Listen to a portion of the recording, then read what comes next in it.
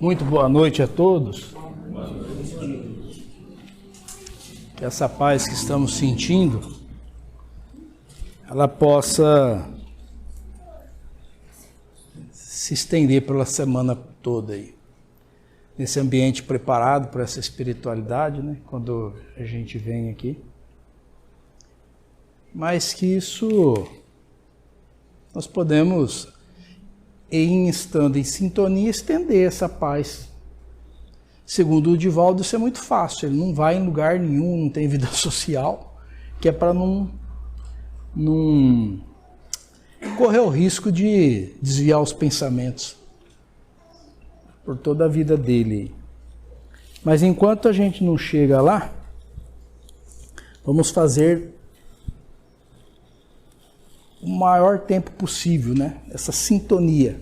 Porque toda vez que nos sintonizamos com essa espiritualidade amiga, através de pensamentos bons, pensamentos edificantes, mais recebemos influência, mais recebemos orientação, conselhos. Enfim. Estou dando continuidade aqui à sequência dos nossos estudos, né? Nós vamos falar sobre o Livro dos Espíritos, a questão de número 29. E ela diz o seguinte: a ponderabilidade é um atributo essencial da matéria? Primeiro nós temos que compreender o sentido da palavra ponderabilidade para este caso, né? Que na matemática ponderar é mensurar, é medir, pesar, entendeu? E de acordo com a resposta, é nisso que se enquadra aqui. Porque a resposta é a seguinte, ó. Da matéria, como a entendeis?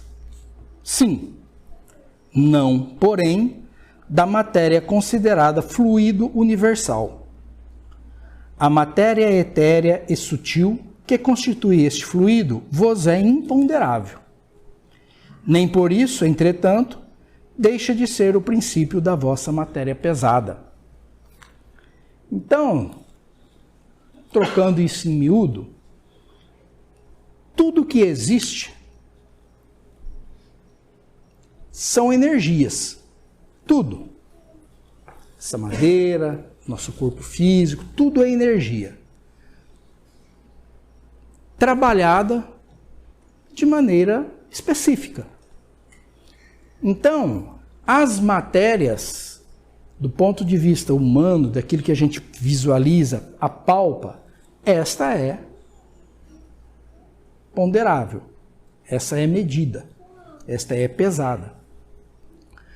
Mas o seu princípio, que tudo que tem no universo são energias trabalhadas de maneira diferente, individual para cada tipo de coisa. Mas o seu princípio, tudo, é lá do fluido universal. E esse fluido universal, este não conseguimos medir, pesar, tá? Então, tudo tem um princípio lá, no fluido, tudo é extraído de lá. Toda a energia trabalhada depois tem a sua origem no fluido universal. Fluido universal é impossível de se ponderar. Mas aquilo que a gente entende por matéria, sim. Essa é a resposta. Tranquilo? Tem alguma observação? Aí o Kardec faz aí uma observação lá também. A gravidade é uma propriedade relativa. Fora das esferas de atrações do mundo, não há peso. Do mesmo modo que não há alto nem baixo. Ou seja, o que determina o nosso peso é a gravidade que esse planeta tem. Então, quando a gente está fora de todo o corpo que possui uma gravidade, o peso é zero, né? E cada planeta, vamos dizer, tem a sua gravidade. Aqui na Terra eu peso 98 quilos. Aí eu cheguei à conclusão de que não é que eu sou gordo, eu só estou no planeta errado. Se eu estivesse em Marte, por exemplo, eu pesaria só 36 quilos. Então, mas enfim, brincadeiras à parte, captamos a essência da coisa aqui. O fluido universal, esse é imponderável, tá? Mas através dele, né, que é uma energia que a gente transforma, trabalha, a gente não, né? Mas tudo que é matéria são energias trabalhadas e condensadas de maneiras específicas para gerar alguma coisa. O nosso corpo é energia trabalhada para que fique desse jeito. A madeira é uma energia trabalhada, condensada de uma maneira que se torne a madeira. Mas tudo tem o princípio lá no fluido universal. Bacana? Então, para a gente entrar aqui no capítulo da lição do Evangelho, eu vou encerrar o capítulo 13º, que começou, que fala que o título do capítulo é que a vossa mão esquerda não saiba o que dá a vossa mão direita. E ela começou o ano passado, é extenso esse capítulo, né? Começou lá no dia 2 de novembro, com o nosso amigo João Guilherme. E ele iniciou esse capítulo nos falando sobre o tema fazer o bem sem ostentação. Tá? Quando eu pratico um bem a alguém ou alguma instituição, enfim, quando eu faço uma caridade, pratico uma caridade, sem ostentar, sem exigir que as pessoas reconheçam de onde vem, qual é a fonte, que no caso sou eu, quando eu faço sem ostentar, primeiro, eu preservo a quem eu esteja ajudando, auxiliando, de mais uma humilhação, né? Se a pessoa já está precisando, ela já está com com a sua moral um pouco abalada. Quando eu faço de maneira que ninguém fique sabendo, já preserva este irmão de mais essa humilhação. Seja uma pessoa, seja uma instituição, quando eu pratico sem ostentar, tenho esse benefício. Tudo que a gente faz, tudo, nós vivemos dentro de uma lei infinitamente sábia e justa, que é a lei de Deus. E ela nos fala o seguinte, que existe uma tal de ação e reação. Isso que pega. Quando eu pratico um bom ato, quando eu pratico uma caridade, e eu não ostento, eu gero uma energia, eu pratiquei um bom ato, eu vou receber como reação uma boa ação. Tá certo? Então, a gente fica... Oi? A gente fica, vamos falar assim, em débito com o Criador. Uma hora vem essa reação. Tá? Agora, quando eu pratico uma caridade, porém, fazendo questão que todos saibam que sou eu que estou fazendo, tá? Então eu estou ali alimentando a minha vaidade, né? Alimentando o meu ego, o meu orgulho. E quando eu faço isso de uma maneira evidente que todos reconhecem, e reconhece quem está fazendo sou eu, então meu ego está inflado, o meu orgulho está exacerbado, então eu já recebi de Deus a reação. Não é isso que eu queria? Ser reconhecido? Então nada mais eu tenho a receber no futuro. Tá certo?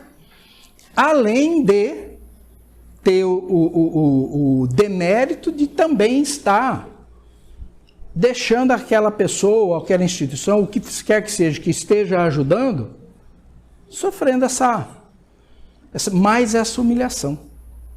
Tá certo?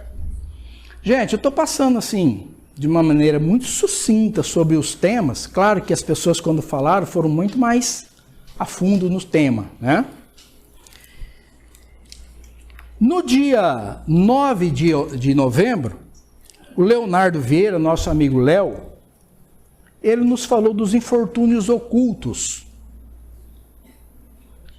Ele nos falou que quando acontece algum evento, alguma catástrofe, né? Seja regional, estadual, nacional ou no mundo, as pessoas se comovem, as pessoas se movimentam para acudir os necessitados do momento. Cria-se uma comoção. Isso é bom, que denota que nós somos humanos, né? E temos lá na essência a bondade. Todo mundo se movimenta. Mas o Léo nos atentou que existem muitas catástrofes individuais. Aqui pertinho. Pode ser um vizinho. Pode ser, e que a gente não percebe. Ou se percebe, não tem o empenho para ir no auxílio, no socorro. Então, que é para a gente prestar mais atenção, né? Às vezes precisa ter uma catástrofe bem do lado aqui e a gente não percebe. Que não deixar de atender nas grandes catástrofes, mas prestar atenção também nessas individuais e que estão muitas vezes a um passo de distância da gente. Correto, João? Aí no dia 16, teve um cara chamado Moacir Ferreira, meia boca, que ele falou sobre o óbolo da viúva. Essa palestra foi boa. Foi. Então, que Jesus deixou bem explícito aqui, né, através dos seus ensinamentos, que não é a quantidade. Todo mundo conhece, né, gente? Aquela senhorinha viúva que foi lá e depositou a única moedinha que ela tinha lá. E Jesus falou, olha, ela doou muito mais do que muitos que doaram muita moeda, porque ela doou da sua necessidade, da sua como fala o termo? Indigência. Ela doou daquilo que ela não tinha. Então, fica explícito aí aquele amor que Jesus pede para que a gente distribua com os nossos próximos. Amai o seu próximo como a ti mesmo. Que é aquele amor verdadeiro, desinteressado, aquele amor real. Então, Jesus deixou bem explícito que a qualidade da doação é muito mais importante do que a quantidade. Que aquela senhorinha, apenas com uma moedinha, tinha doado muito mais. Porque ela repartiu o pouco que tinha. Porque é muito fácil você doar da sua abundância. Não vai fazer falta nenhuma. Não que seja demérito, de maneira nenhuma. Tem o mérito, mas é aquela que doa com um esforço imenso, dividindo o pouco que tem, certamente o mérito é bem maior. Aí no dia 23 de novembro, a dona Rosi Caires, não sei se vocês conhecem, lembra, Rosi? Falou convidar os pobres e os estropiados. Então Jesus usa de todas os fatos que ocorrem para apresentar como ensinamento. E através de parábolas. Convidar os pobres e os estropiados. Você vai numa festa. Claro, é um sentido alegórico. Né? Você vai deixar de convidar seus amigos, seus familiares, para convidar somente os pobres e estropiados? O que Jesus quis dizer com isso? Que quando você faz isso, você não está esperando nada em troca. Você está doando com aquele verdadeiro amor, fazendo ao seu próximo aquilo que ele gostaria que fizesse por você. É a caridade sem esperar nada em troca. É a caridade pela caridade. A caridade no seu mais fundo, mais profundo sentido. É aquela caridade sem esperar nada em troca.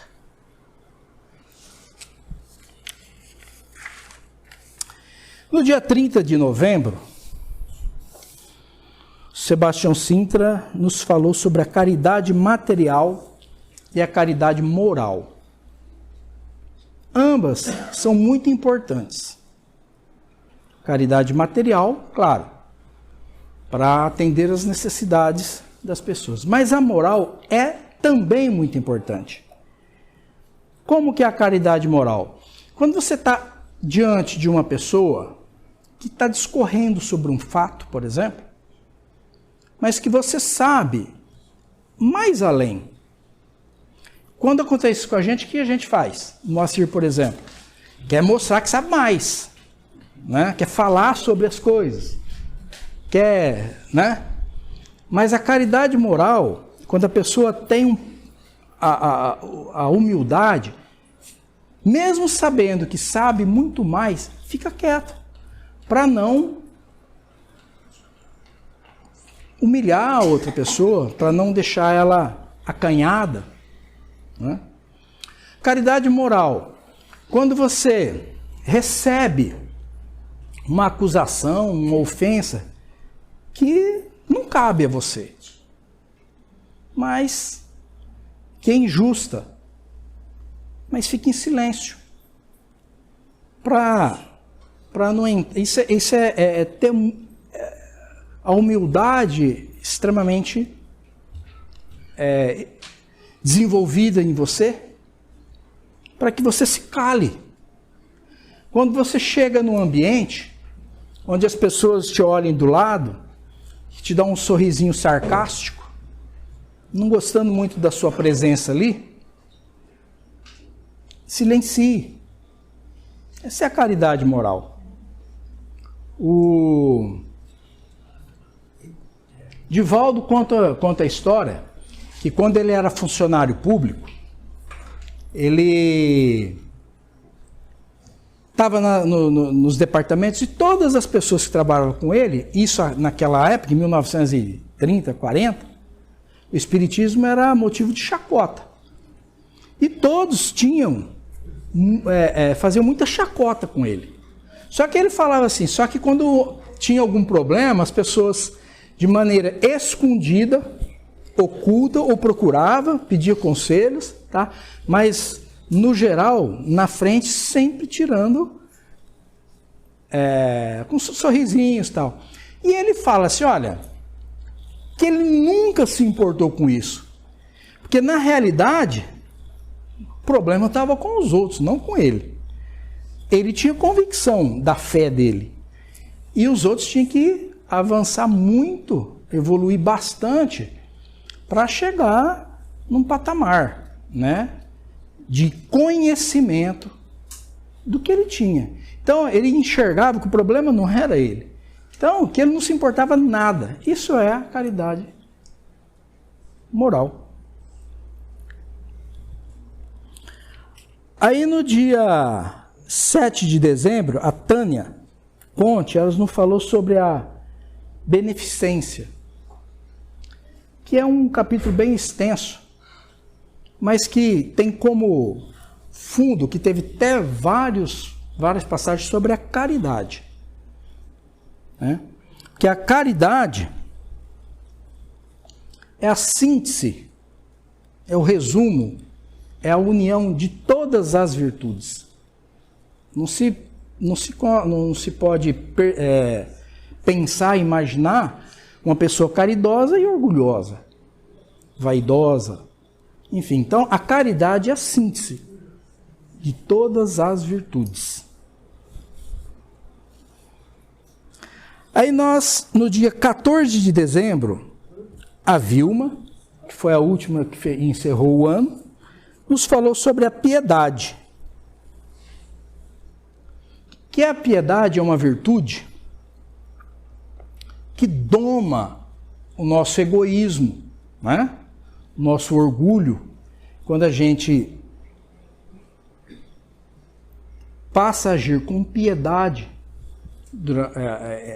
em relação ao nosso próximo, isso é um exercício para que nós nos tornemos menos orgulhosos, menos vaidosos, correto? Portanto, treinando para que vivenciemos aquele amor real, aquele amor verdadeiro, aquele amor que a gente tem que ter para o próximo, porque gostaríamos que eles nos fizessem o mesmo que faríamos por eles. Aí nós entramos em recesso, né? Nós ficamos um tempinho aí para dar um refresco para os médiuns, né? Os espíritos não, os espíritos trabalham, continuaram trabalhando certamente. E no dia 18 de janeiro nós retornamos. E quem falou com a gente foi o Dr. Quirino. Mas ele tem um tema livre e ele escolheu o poder do abraço, né? Que o abraço ele tem a condição de extirpar qualquer sentimento de ódio, de raiva que temos um pelo outro. É uma troca de energia fantástica. Então ele falou sobre isso aí. No dia 25 de... Olha só como que é extenso esta lição. No dia 25 de janeiro, o Antônio Rogério veio falar sobre os órfãos. Por que Deus permite que existam órfãos? Para que nós tenhamos a oportunidade de exercitarmos a condição de pais, a condição de amar verdadeiramente um ser que não é exatamente fruto do seu relacionamento filho legítimo, mas com que a gente tem a condição e a capacidade de amar verdadeiramente. É a expansão do amor fora do nosso raio, né? A capacidade de a gente exercitar a condição de conseguirmos amar além dos nossos que estão ao nosso redor. É um treinamento para que a gente expanda nosso círculo de amor.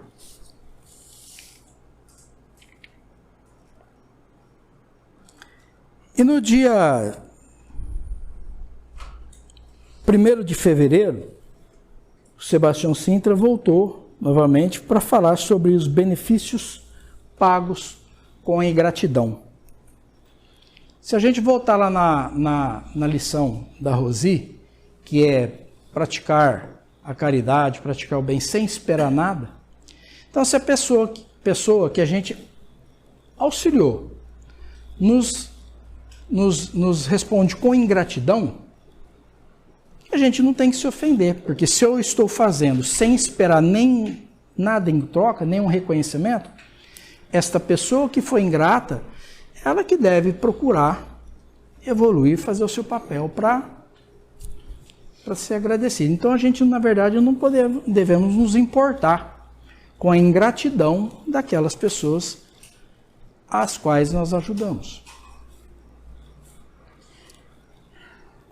E no dia de hoje, cabe a mim falar sobre a beneficência exclusiva. Por que eu fiz esse apanhado geral? Porque a lição é muito pequenininha, né? Se a gente fosse falar, seria muito pouco tempo. Então, fazendo essa, né, de maneira bem rápida, tá? Porque realmente as pessoas que falaram sobre sistemas foram muito mais a fundo. Mas essa lição do dia de hoje, ela começa com um questionamento. perguntando da abrangência, da beneficência, da caridade. Se eu devo agir num ambiente circunscrito, né? Só com os meus próximos, só com as pessoas do meu grupo familiar, do meu grupo de trabalho, do meu grupo da minha religião. É só para essas pessoas que a gente tem que trabalhar em favor, ser caridoso? Claro que não, né? Que a gente realmente tem que extrapolar, né? Porque o verdadeiro cristão, ele sabe que toda a humanidade são nossos irmãos. Então, quando a gente vai praticar alguma caridade, nós não devemos perguntar de onde você veio, o que você faz, qual a sua raça, qual a sua religião. Porque, veja bem, vamos trabalhar numa hipótese aqui. A gente trabalha nesse centro, nós somos espíritas. Alguma pessoa nos procura pedindo um auxílio. Eu pergunto, qual a sua religião? Eu não sou espírita, então não vou te ajudar. Se a pessoa não tinha nenhuma aversão pelo espiritismo, passa a ter. Não é verdade? Só estou falando de espiritismo como um exemplo, qualquer que seja o grupo. Se a pessoa tinha uma certa simpatia, não terá mais. Agora, se eu faço sem perguntar nada, e a pessoa teria alguma simpatia, passa a buscar com mais afinco. Se tivesse alguma restrição, passa a pensar de maneira diferente. Então a caridade, ela tem que ser sempre prestada de uma maneira abrangente, não se preocupando se está dentro, muito próximo dos nossos círculos de amizade, de família, de trabalho, nada. Sempre buscar fazer tudo ao seu possível, sem taxar nada ou ninguém. Que esse é o verdadeiro sentido da caridade. Então a gente percebe que toda essa lição, todo esse capítulo, tem como base o amor. O amor para a gente estar sempre trabalhando em favor do próximo, fazendo por eles aquilo que a gente gostaria que fizéssemos por nós. Que é o amor trazido por Jesus. Porque Jesus nos ensinou o seguinte, que o que importa é o amado, não aquele que ama. Que aquele que ama, ele sai do centro e coloca o amado. Para a satisfação do amado, para a realização do amado, aquele que ama se rebaixa, aquele que ama não coloca parâmetros para seguir, para conseguir o auxílio, fazendo de tudo em nome do amado. Então, o amado é o centro. A gente sai, que a gente costuma sempre olhar para a gente, né? Primeiro nós somos nós e depois o outro. O amor que Jesus veio nos ensinar é aquele que você coloca o outro sempre em evidência. Às vezes até deixando de lado um pouco você próprio, ou nós próprios, né? Então é o amor ágape, aquele amor abrangente, aquele amor que não mede esforço, não mede empenho para satisfazer, para deixar o outro melhor.